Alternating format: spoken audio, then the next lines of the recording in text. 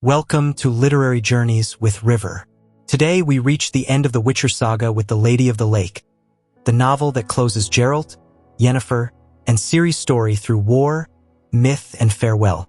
Remember, this video is only a summary, not the full book, created to help you understand the final events and their meaning without reading the entire novel. If you enjoy this content, make sure to subscribe and turn on notifications. And let us know in the comments where you're watching from. Your engagement helps YouTube recommend the video and grow the channel. Let's get started. Chapter 1. The lake reflected an ancient, unbreakable enchantment. Galahad, a young knight of barely 19 years, descended from the hill toward its blue waters drawn by an invisible force. In the stillness of the place, without birdsong or splashing fish, he felt that something was calling to him. As he drank from the lake, he heard a feminine song, melodic and mysterious, that guided him between rocks polished like the ribs of a sleeping beast. As he approached, he discovered a young woman, naked and submerged to her waist, washing a shirt stained with blood. Her strange hair, her voice, and the atmosphere betrayed her. She was not human, but a creature of fairy. But the unexpected happened when the young woman drew a sword, ready to attack. Upon realizing before whom he stood, Galahad knelt and greeted her as the mythical Lady of the Lake. She, however, corrected him firmly. She was not who he believed, nor did she offer swords to strangers. Ciri, as she said her name was, denied any link to the fairies and claimed her humanity, though of origin in Rivia and brought to the place carried by the river and the magic of the unicorn. She spoke with a strange accent and bore physical and emotional scars. The young knight, fascinated, noticed the traces of blood on her washed shirt and in her words. She was not a mystical creature, but someone marked by war and loss. When he told her about his journey from Wydfa, Galahad invited her to Camelot, home of Merlin and noble kings. She rejected him, considering the journey too long. She spoke of Cúm-Pucca as a shorter but dangerous route, full of magical creatures, and revealed herself to be a sorceress, a witch. Despite her ordinary appearance, Galahad could not deny that there was something more in her. In her deep look, in her sword, in her way of speaking of time and the sky, there was a profound and timeless secret. The dialogue between them transformed. Galahad, confused by her beauty and her sadness, insisted on calling her Lady of the Lake, although she begged him not to. She shared that title haunted her as a symbol of her imprisonment in the elven world, in a tower by the lake. Ciri confessed that her blood stained the clothing not only from enemies slain, but also from friends who died in her arms. Galahad, stunned, wished to know her story, to which she agreed. They sat together, with the horses grazing nearby, while she wrapped her body in a blanket. Ciri reflected on time, describing it as a circle with no beginning or end, like the Ouroboros. She stated that past, present, and future blended, and that her story had no real beginning nor defined conclusion. With those words, she opened the door to an epic tale, marked by pain, magic, and dreams that are sometimes traps, and other times visions of truth. Chapter 2. Condwyrmers arrives at Lake Loch Blessed after an exhausting boat journey with a surly fisherman, whose priorities seemed centered on fishing more than on the well-being of his passenger. Upon disembarking, the young adept from the magical university eagerly heads to the Tower of Innis Vitri, home of Nimue, the mythical Lady of the Lake. Nimue, small and elegant, offers her a warm welcome and explains the rules of living in the tower, including a peculiar warning: to stay away from the Fisher King, her silent and mysterious helper. After a modest breakfast, they begin to talk about the true purpose of her stay, to uncover, through dreams, the unresolved gaps and secrets of the legend of Geralt, Yennefer, and Ciri. Nimue reveals that she was chosen not only for her talent in oniromancy but also for her deep knowledge of the tales. Together, they begin to explore the gallery filled with paintings depicting key moments of the story.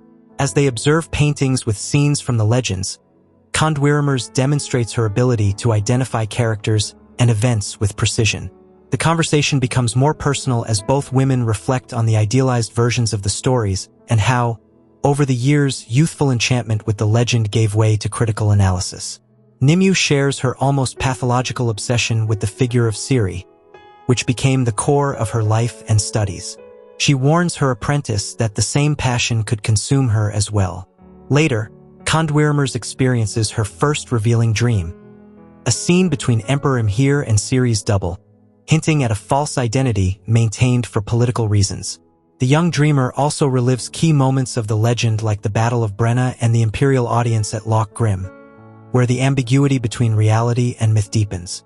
Each dream opens more questions than answers.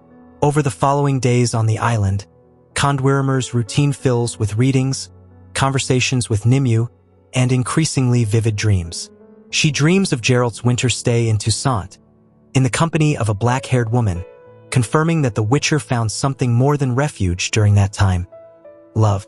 She also relives the harsh reality of Yennefer's imprisonment in Vilgefortz castle, subjected to humiliation and violence, while he proclaimed the death of Geralt and Ciri.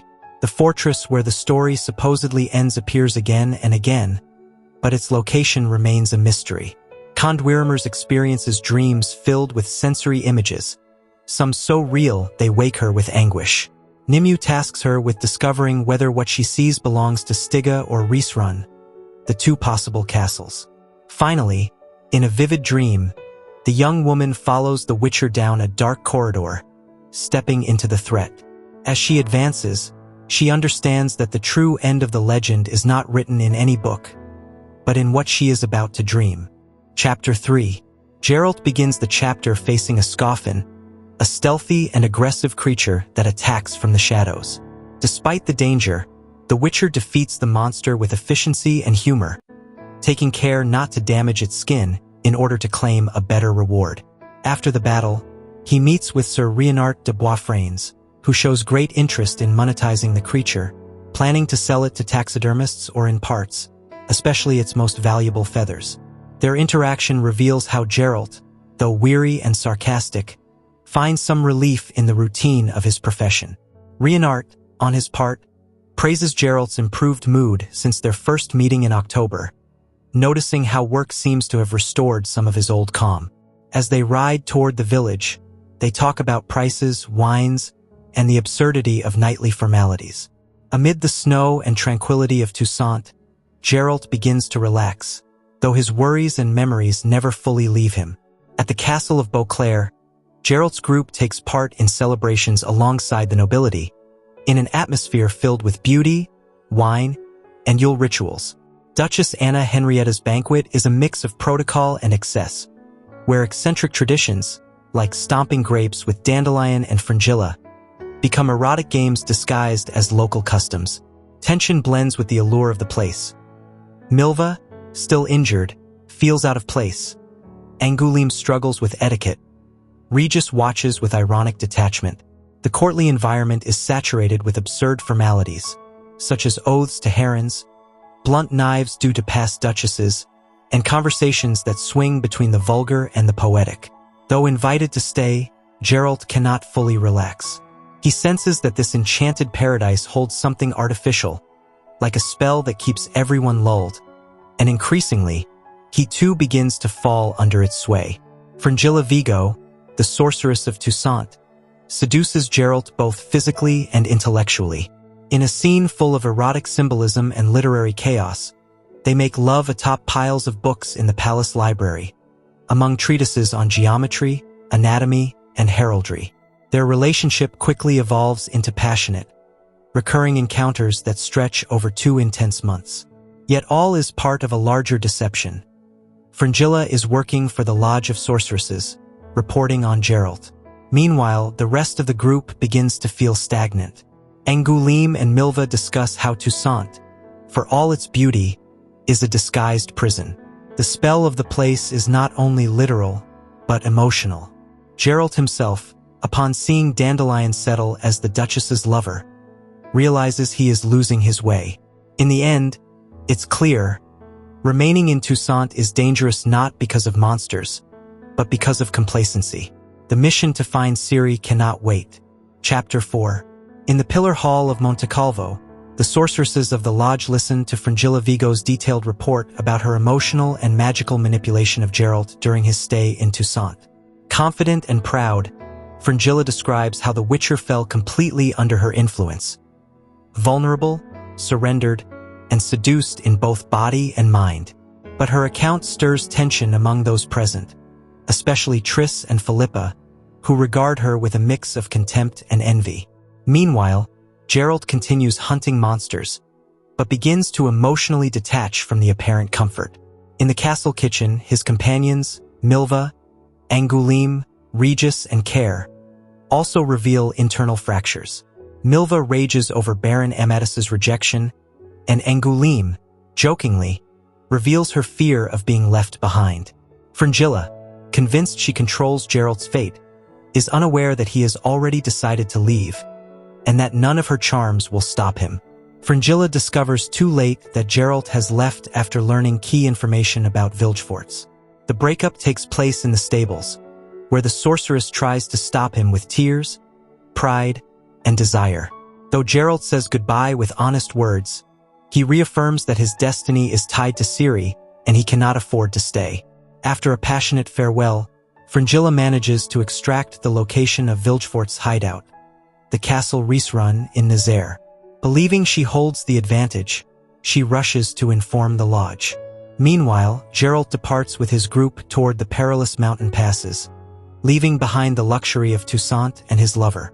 Dandelion appears at the last moment to say farewell and delivers a secret message for Dijkstra. The atmosphere is tense, the weather worsens, and danger looms. But Geralt rides on, guided by a renewed purpose and the hope of reuniting with Ciri, knowing that time is short and chances are few. At Monte Calvo, the sorceresses watch with anticipation as their companions undertake a magical incursion into Rhysrun. However, what promised to be a successful operation against Vilgefortz ends in humiliation.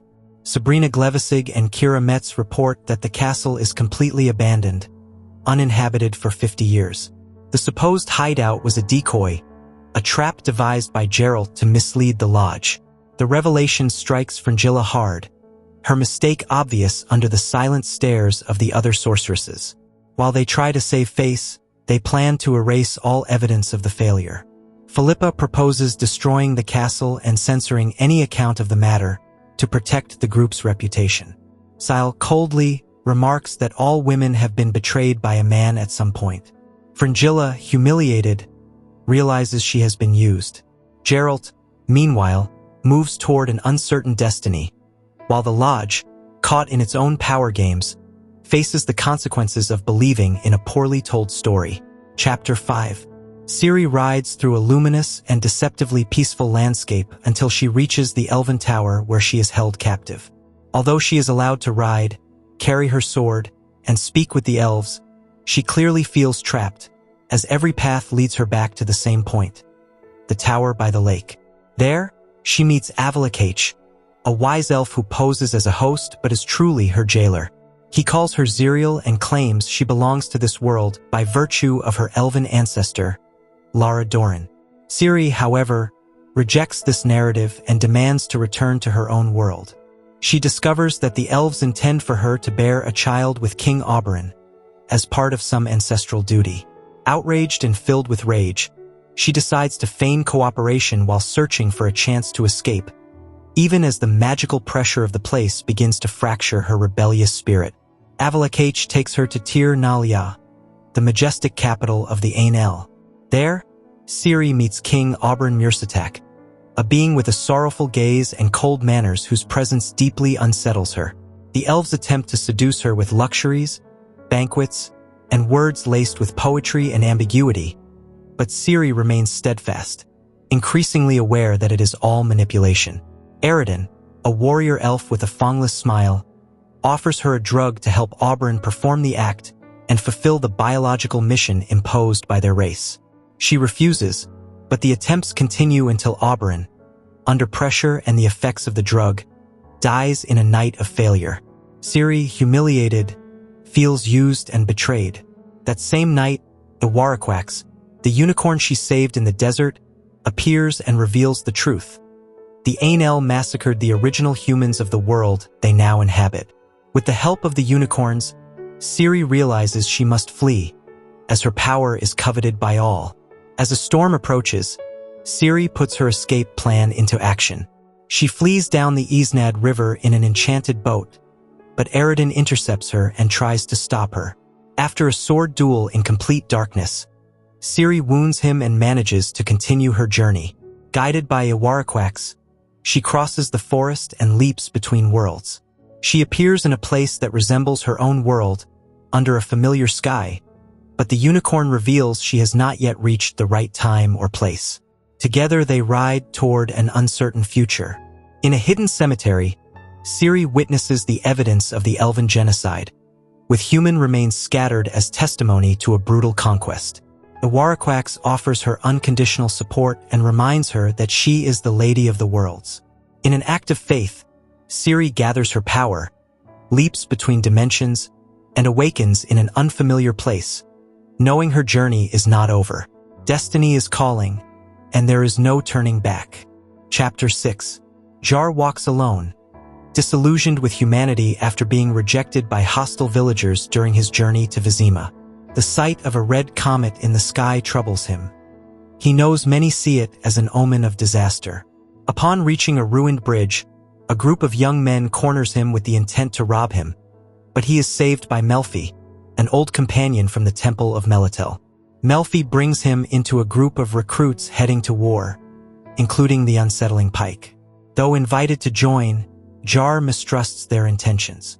Along the way, he observes the behavior of his new companions, who make offensive jokes, fantasize about looting, and despise non-humans. He feels uneasy and longs to leave. From a distance, watching military formations and hearing somber songs, Jar realizes that a great war is coming, one that may never end and will forever mark his destiny. In Vizima, Jar tries to stop his group from attacking a defenseless merchant, placing himself between them with courage. The conflict is halted by the timely arrival of two Landsnecht mercenaries, who instantly understand the situation. Pike and the others feign innocence and disappear shortly after, leaving Jar in good company. During a long wait along the road, he watches Allied troops march by, Redanian cavalry, Temerian infantry, and notably the feared Free Company of Mercenaries, led by Julia Abadamarco. He also sees dwarves from Mahakam contributing honorably to the Northern Army. Conversations with the Landsnechts reveal a world on the brink of collapse, where propaganda, fear, and necessity shape decisions. Admired by the soldiers for his knowledge, Jar feels proud but also afraid. Seeing his former companions flee, he accepts that separating from them was a blessing. He is now resolved to enlist and face his destiny, with no illusions or heroes, only faith in what is right. Entering Vizima is grim. The stench, misery, and corpses hanging from gallows reflect the true cost of war. Jar witnesses public punishments for alleged crimes like defetism, and learns that a careless word can be deadly. Guided by Dennis Cranmer, a dwarf who knows him from the temple, Jar receives guidance and food, and ends up enlisted in the feared PFI, the poor fucking infantry. Although he hoped for a better fate given his background, the military system makes no exceptions. Meanwhile, his former companions raid a halfling village but are brutally defeated. In a scene full of poetic justice, the halflings prove their strength and vengeance. Back in Vizima, Jar reflects on the price of his choices and how close he came to the wrong path. When he is surprised by the sight of Pangrat's army marching to Chance, he longs to fight in such a unit, unaware that in war, all face their fate equally, no matter the uniform or battle song. Chapter 7. Ciri, accompanied by the unicorn Iwaraquax and her mare Kelpie, travels through a chaotic series of worlds as the sky and constellations vanish beneath the storm. Her power propels her to search for the right place and moment, guided by her elder blood lineage. During her jumps, she briefly appears before historical figures and witnesses of her legend, such as Nimue and Condwiramers, who dream of her from their tower by the lake. In one world, Ciri encounters Heinrich von Schwellborn, a medieval knight who, seeing her atop a unicorn, believes he's facing a demonic apparition and charges at her. The vision vanishes in a burst of light. In another leap, she falls into a decaying, ashen dimension with skeletal trees and black lakes, sensing that this dead world could be a distant past. She escapes and continues, unable to find her home, driven only by the urgency to return to her loved ones. Her journey takes her to multiple realities. Lands with 2 moons, seaside cliffs where she is chased by the Red Riders, and even a frozen place where her tracks in the snow are detected by Geralt and his group, though they vanish before he can reach her. Ciri falls again and again into the wrong places. A forest with unfamiliar trees, a hut where an old man tries to rape her, whom she kills, a plague-stricken city, and finally a spring town where she finds food and rest at the Black Cat Inn. Even there, dreams haunt her. Visions of Yennefer, Jar, and Cohen intertwine, and Eredin appears as a menacing shadow, reminding her that time is running out and the spiral, that interdimensional vortex where she'll be trapped, approaches. Overwhelmed by the longing to reunite with Geralt, Ciri uses that desire as a compass to attempt one more leap, guided by her heart. Hope is all she has left. At last, after failed jumps, Ciri appears over the lake where Nimue and Converge watch her. The moon illuminates her silhouette atop Kelpie, and the sorceresses activate a magical portal combining mirror and tapestry. The vortex reveals a castle on a cliff by a lake, and Nimue shouts that it is the correct path, that there she will close the circle of time. The Ouroboros must bite its own tail. Ciri responds, recognizing her, and leaps into the portal, knowing the decisive moment has come. The sorceresses weep as they watch her go, aware they have witnessed the meeting point of myth and reality. Later in her journey, Ciri falls into a city devastated by plague, and another port town where, unknowingly, a flea traveling with her sparks a new epidemic aboard the ship Catriona. From there, she reaches a quiet inn by a river, finally eats, but knows she cannot stay. Saying farewell, she leaps again. Back in the lake tower, Converge dreams of frozen worlds under the white frost, fearing Ciri may arrive too late. But hope remains. Chapter 8. From a university lecture in Pont Vanus, the elderly Jar recalls the bloody Battle of Brenna with a mix of academic detail and personal pain. On that day, the armies of the northern kingdoms faced the feared Nilfgaardian legions led by Menno Cohorn. The terrain was a natural trap, full of mud, streams, hills, and trenches. The forces of John Natalies and King Foltest were organized but not enough to stop the enemy's advance. The Free Company, led by Julia Abadamarco, charged without fear alongside the dwarves of Mahakam and the lancers of Vizima. Jar, enlisted in the infantry, watched from the rear line as the battle exploded in violence. Seeing Nilfgaard's black banners approaching, fear mixed with duty. He knew there was no turning back. Arrows whistled, screams erupted, and soon the mud was stained with the blood of both sides. The brutality of combat was hellish.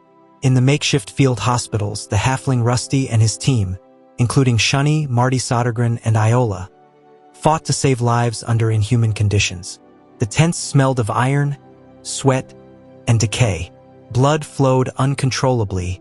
The cries of the wounded filled the air, and amputations were constant. Among the mangled bodies appeared Cohen, a wounded witcher whose mutations stunned the medics. Meanwhile, elves from the Vride Brigade stormed the hospital searching for a colonel, killing unarmed soldiers until the wounded officer appeared and stopped them with a glance. Outside, Jar held the line with his unit until he fell, bleeding from a wound to his arm. He was taken to the tent and saved by Rusty, who amputated his arm to prevent death. The battle raged on without pause, and hope seemed to vanish like smoke over the swamp. The arrival of reinforcements turned the tide. Troops from Kedwin, Redania, and Edern arrived in time and stormed the Nilfgaardian flank with fury. The dwarves, led by Zoltan Chivi and Monroe Bruis, charged through the swamp and finally killed Menno Cohorn. His heavy, wounded body sank into the mud under a rain of arrows. That was the end of the Imperial dream in the north. Victory, however, brought no glory. Marty was murdered in a tavern months later out of jealousy. Iola and Rusty perished from the Catriona plague, and Shunny became a medical professor, remembering Brenna's scars every day. Jar, now an old man, lives in peace surrounded by his grandchildren. though each year he relives that day in his writings. When little Ciri asks him who won the battle, he replies with a sigh, "No one truly wins in war, not even those who survive." Chapter 9. Ciri, after a dizzying duel atop the rafters, finally defeats Bonhart with lethal precision. She wounds him with a clean slash to the abdomen and watches him fall into the void, surrounded by blood and dust. Still alive, he tries to plead for his life, invoking her supposed nobility. Ciri doesn't finish him off immediately. Instead, she takes his medallions and walks away. However, Bonhart treacherously attacks her from behind. Ciri anticipates it, dodges, and decapitates him with absolute coldness. The last image he sees is her merciless gaze. After his death, Ciri moves on, marked by violence. Meanwhile, Geralt and Yennefer fight to survive against Vilgefortz in a brutal battle of magic and steel. Yennefer suffers severe injuries, Geralt barely holds on, and Regis intervenes, only to be obliterated by the mage in a devastating explosion that melts columns and stone. Despite his wounds, Geralt confronts Vilgefortz directly. They fight fiercely. The Witcher narrowly dodges the mage's strikes and counters with skill. Seizing a moment of distraction and a lapse in the sorcerer's coordination, Geralt lands a mortal blow with Sihil. Vilgefortz falls, screaming, his body marked by the Witcher's cuts. Yennefer, still battered, joins Geralt as they look upon their fallen enemy. Geralt mourns Regis, while the presence of Ciri feels more urgent than ever. When they finally reunite, the moment is silent, contained by exhaustion and scars. Mother, father, and daughter, at last together, know they must leave the castle. But enemies still remain. They descend the bloodied stairs of Stygia, fighting side by side, killing not out of rage or hatred, but with the single goal of reaching the open sky and closing the cycle. The arrival of the Nilfgaardian army interrupts the fight. Ciri, Geralt, and Yennefer are surrounded, exhausted, with no way out. The appearance of Emperor Imhir var Emrius, revealed to be Duny, stuns them all. He takes Geralt aside for a private audience, revealing his plan. He wants to take Ciri to be empress and mother to his heir. Geralt confronts him, accusing him of betrayal and murder, recalling his past as Duny and Pavetta's death. Imhir, though cold, ultimately shows humanity. He offers Geralt and Yennefer an honorable death. They accept, choosing to spend their final moments together in a bath, with love and dignity. But then, Ciri reappears and tells them that everyone has gone. The Emperor, in silence, has spared them. On the brink of tears, Ciri is embraced by Imhir, who whispers to her in the elder speech, "Farewell, my daughter." Then he disappears into the echoes of the castle, now fading into memory. Chapter 10. Conversations between the pilgrim, the elf, and Boreas Mun weave the tale of a world trying to mend after the war. The scene intertwines with memories, betrayals, and the agreements sealed in Cintra. A congress of kings and diplomats unfolds amid tension, uneasy pacts, and concessions disguised as solutions. Leaders debate the fate of Cintra, Dol Blathanna, and the division of territories, balancing Kedwin's ambitions with Nilfgaard's cunning. Dijkstra, Philippa Eilhart, and other powerful figures move their pieces in the shadows, while the kings feign consensus through hollow speeches. Beneath the guise of peace, new tensions, silent betrayals, and future conflicts begin to stir. Amidst it all, the new queen is confirmed, Cirilla Fiona Elin Rhiannon, crowned empress, though many question whether the figure in the portrait is truly her or a replica crafted for political convenience. Peace brings a paradox. Public celebrations clash with secret executions, betrayals, and sentences. In Novigrad, parades glorify condottieri and allied troops, while the marginalized and veterans cast silent scorn upon the rulers. Racial tensions rise as the Scoia'tael army is betrayed by Nilfgaard, its officers handed over to the northern kingdoms as part of the peace terms. Some, like Fieltiarna, attempt to escape their fate born of treachery. Meanwhile, figures like Radovid, still a child, silently watch their exclusion, forming thoughts that will later fuel historical cruelty. Nennik, Triss, and other women mourn the fallen, as the past brushes against an uncertain future. In a gesture of hope, a group of starving elves is aided by war veterans, a rare moment where ancestral hatred dissolves, if only out of necessity and compassion.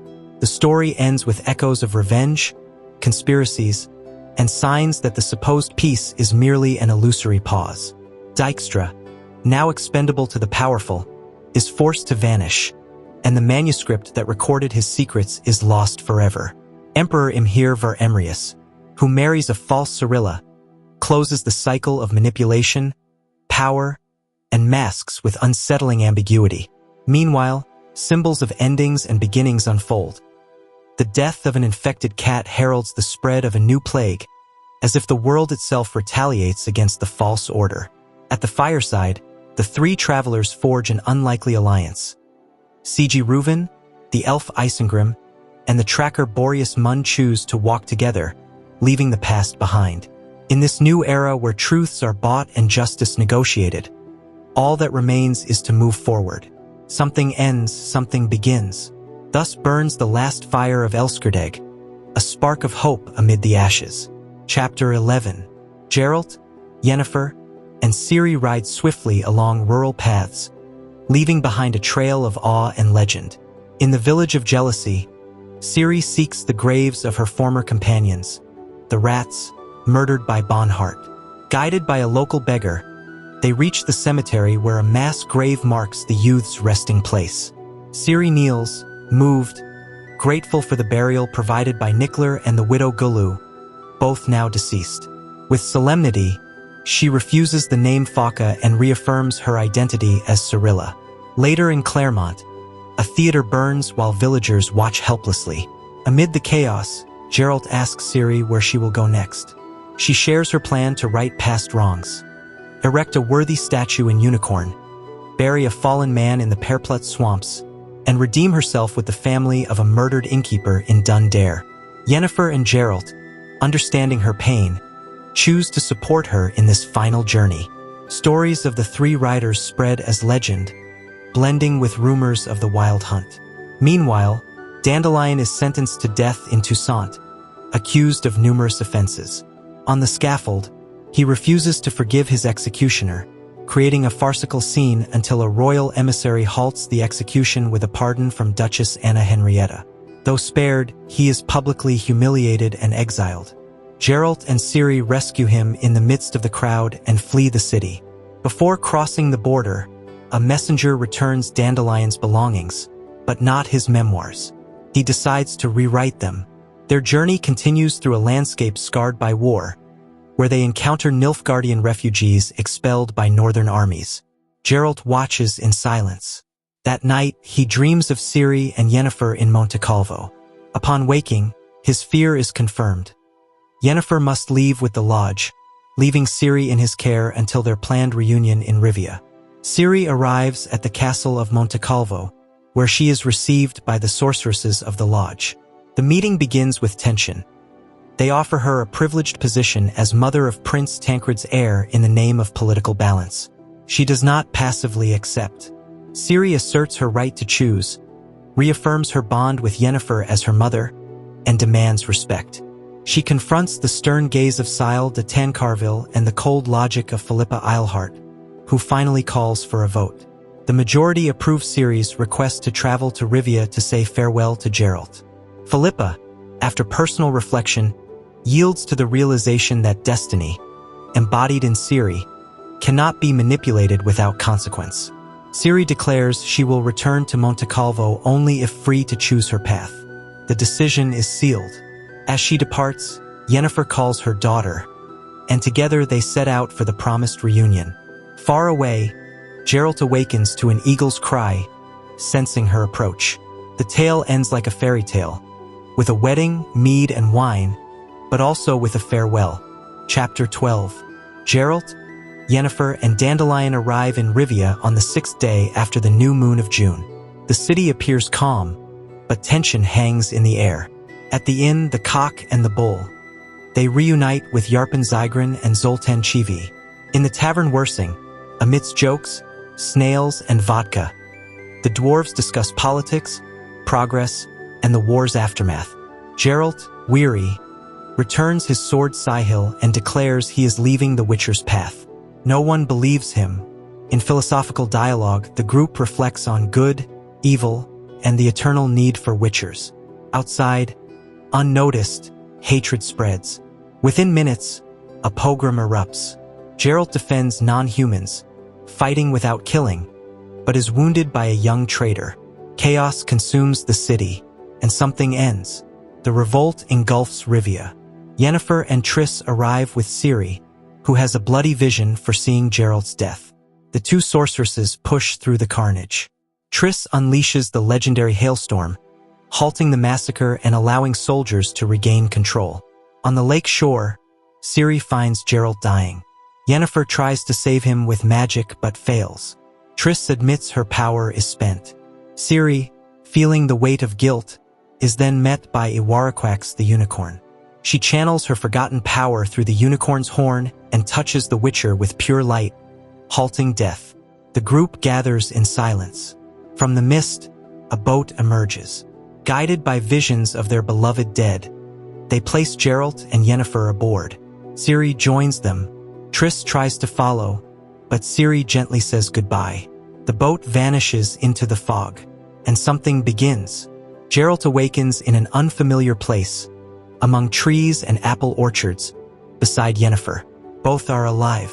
They declare love and peace. He asks where they are, and she answers it doesn't matter, they're together. Elsewhere, Ciri continues. In Camelot, she tells her story to Galahad, who listens in awe. She denies that the tale has ended. When he asks what happened next, Ciri invents a happy ending with wedding, guests, and mead. But when recalling the names of the fallen, her eyes fill with tears she refuses to show. Galahad tries to speak, but she silences him, then allows him to join her. They ride off together, and Ciri jokes about the moss bed he imagines. She looks at him, sees something tender and human in his eyes, and decides to move forward. Why not? She thinks. Perhaps that world has work for a Witcher. They leave the enchanted lake behind. They leave it all behind.